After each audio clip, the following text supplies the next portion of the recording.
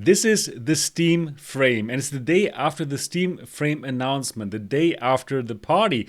But the day after the party, normally you have a headache. And also for this announcement, in my opinion, the Steam Frame is kind of stuck between a rock and a hard place. On the one hand, it is too expensive for the mainstream and for newcomers, and on the other hand, it is simply too outdated for enthusiasts who want the latest and greatest. Let's talk about it. So, absolutely stay tuned, watch the whole video because all of this goodness is coming up.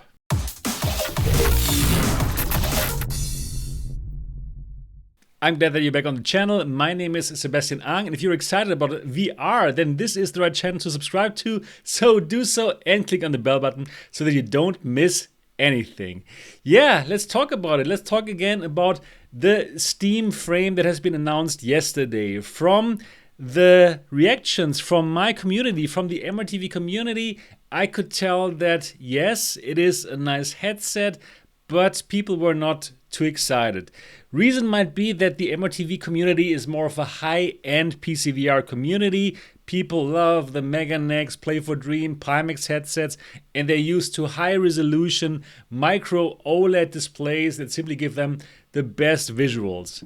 This is going to be a nice headset, don't get me wrong. I totally believe that the Steam Frame is going to be a super solid headset and a very nice upgrade to the Index, right? So people who own the Index, who have been using the Index for years, and then they upgrade to the Steam Frame, they will feel incredible. They will have super crispy visuals, much better than with the Valve Index. It's going to be wireless.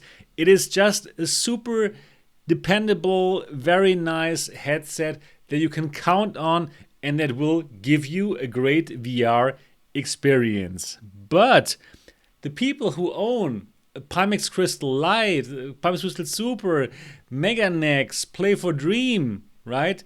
These people, they feel more like, oh damn, the 2160 by 2160 LCD panel is simply not going to make them happy, and it will be a downgrade for them.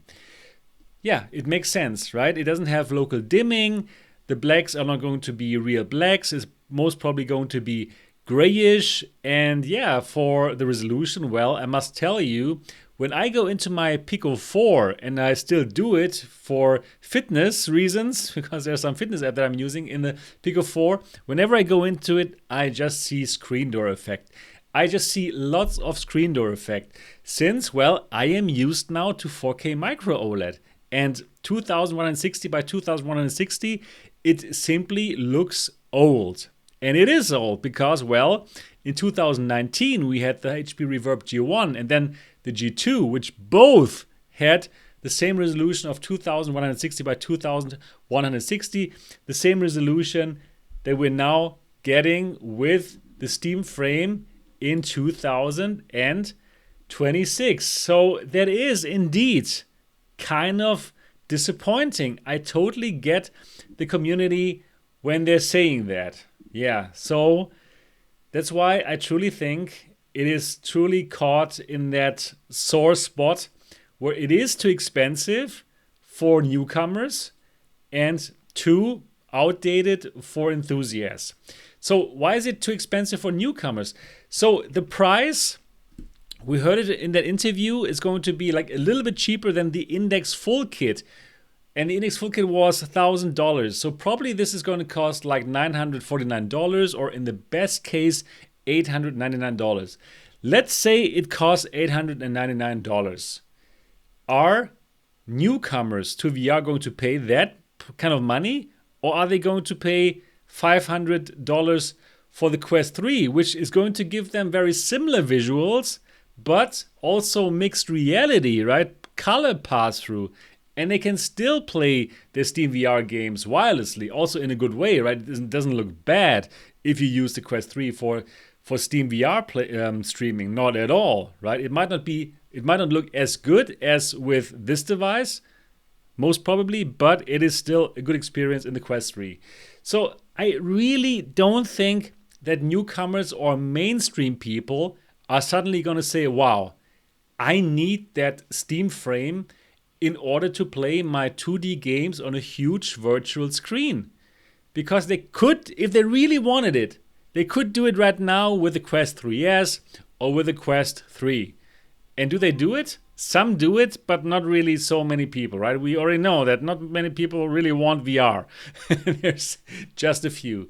So I don't think that this device is going to bring VR into the mainstream, and that is not what they want to do, right? They want to make nice hardware for their ecosystem, for the Steam and Steam VR ecosystem, and they do succeed. I believe that this is like a good platform play for Steam and Steam VR, but still, it is not in a great place, in my opinion, for this reason. So newcomers and the mainstream probably not going to pick it up. Enthusiasts, like the people who normally watch this channel, according to the comments, probably not going to pick it up. So it is in that spot where, yes, I believe there will be some people who pick it up. Probably it's going to sell as well as the Index, right? Some good amounts, but not like incredibly huge. And that's that. And probably that is good enough for Valve in that moment.